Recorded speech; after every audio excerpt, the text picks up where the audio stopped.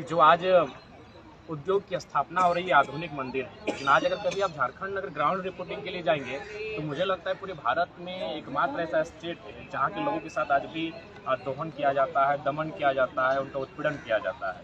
उदाहरण के लिए मैं बताना चाहूँगा, हमारे वहाँ एक यूरेनियम का खनन होता है, क्योंकि आज तक हमारी आवाज़ कभी दिल्ली तक पहुँची नहीं और सौभाग्य से मैं आया और मीडिया वाले यहाँ फेस करने का मुझे मौका मिला। तो मैं बताना चाहूँगा, हमारे यहाँ यूरेनियम का खनन होता है, तो उस आसपास के 7 गांवों की रिपोर्ट कहती है कि जब यूरेनियम का खनन किया जाता है तो उसके रेडिएशन से लगभग 47 आउट ऑफ 100 यानी 47% महिलाएं मां नहीं बन पाती है, लेकिन फिर भी यूरेनियम का काम होता है। उसके बाद क्या होता है, उस यूरेनियम को हैदराबाद लेके जाया जाता है फिल्टर करने के लिए।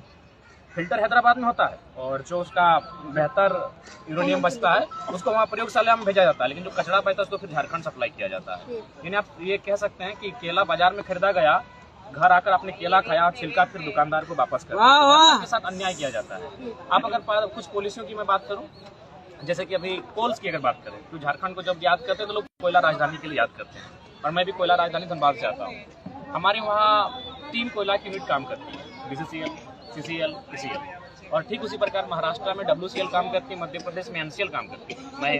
मैं महाराष्ट्र गया, वहाँ भी मैंने पता किया, वहाँ के जो खनन के डायरेक्टर हैं उन्होंने कहा महाराष्ट्र में से कोई घटना नहीं घटती है।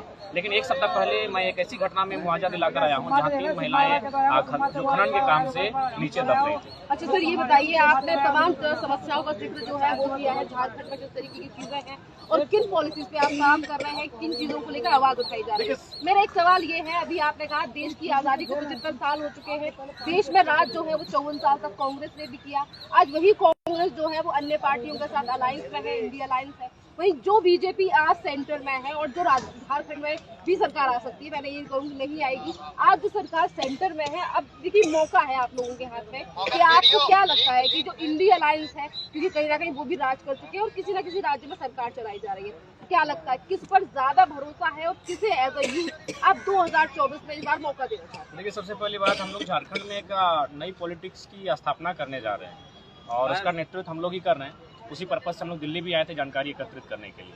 तो हम लोग फिलहाल किसी को मौका देने नहीं जा रहे हैं। हम लोग वहाँ से झारखंडी सांसद चुनेंगे और जो हमारी विचारधारा के साथ होंगे, जो हमारी नीति नियमों पर बात करेंगे, यानी साफ शब्दों में 40% खनिज देने वाला झारखंड, जो संगठन 40 मिनट झारखंड पर मीटिंग बुलाएगा, केंद्र की कैबिनेट आज तक 75 सालों में नहीं हुई है, तो जो 40 मिनट झारखंड पर मीटिंग बुलाएगा हम उनके साथ जाएंगे। यानी फिलहाल हम लोग ना इंडी ना एनडीए किसी के साथ नहीं जाएंगे।